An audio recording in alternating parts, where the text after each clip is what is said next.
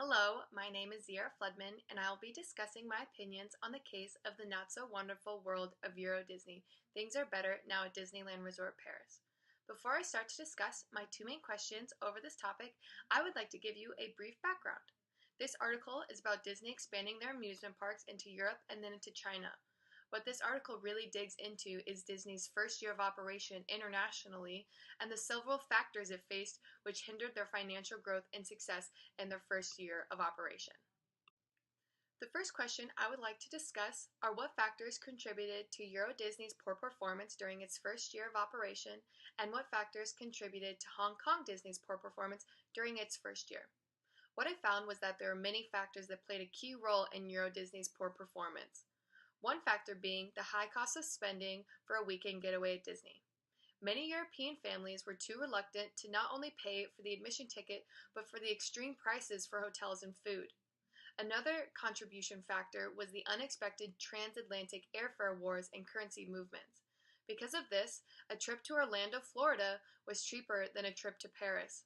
A few more unanticipated factors include the Gulf War, the European recession, increased interest rates, and a deflation in several different currencies. In my belief, the biggest mistake made were EuroDisney's assumptions about the market. Ethnocentrism played a huge role in this. Ethnocentrism is the evaluation of other cultures according to the preconceptions originating in the standards and customs of one's own culture. This plays a key role in EuroDisney's failure because they believed that their organization would be the most successful if it followed the same method from their home country. Disney created a theme park similar to a US one, believing it would have the same effect on the Europeans that it did on Americans, and obviously things did not turn out as they anticipated. Disney expected to be able to take the American-styled vacation trips of only a few days and displace the traditional European one-month family vacations. Not only this, but they themed many of their attractions off what worked in the United States instead of researching what the French market, which was supposed to account for about 50% of the attraction's attendance. Instead of stressing about the entertainment and attractions at the park, Disney put too much effort into the size and glitz of it, ultimately leading Disney to assemble an entire new marketing campaign to fix this disaster. Following the beginning success of Disneyland Resort Paris, Disney opened Disneyland Hong Kong in 2006. While the company had learned from its past mistakes and focused more on the local tastes, success wasn't at first secured. The biggest mistake was the size of Disneyland Hong Kong. With a large population, the park seemed much too crowded. Another major downfall was the unfamiliarity of the characters to the Chinese.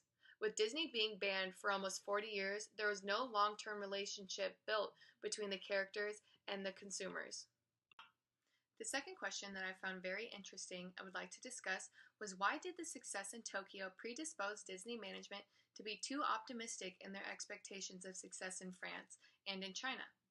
To put it directly, Tokyo's success made Disney too optimistic when entering the French and Chinese markets because it showed them the possibilities of accomplishments when making the correct marketing decisions.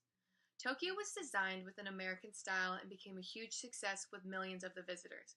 Japanese culture finds the American culture very amusing and vice versa, so they simply implemented the same tactics that they would here in the United States into Japan, and the people loved it. Because of this cultural tie, the Japanese wanted to feel like they were an American theme park, which is why the park became such a success from day one. From this great achievement, Disney had a false belief in how to construct their amusement park in France and in China. Disney took the same mentality of ethnocentrism to France and China, and the results were obvious that these cultures were completely different. Their failures in French and China stemmed off of not doing enough marketing research. All in all, I found this article very interesting, and I look forward to what Disney has up its sleeve next. Thank you so much for watching.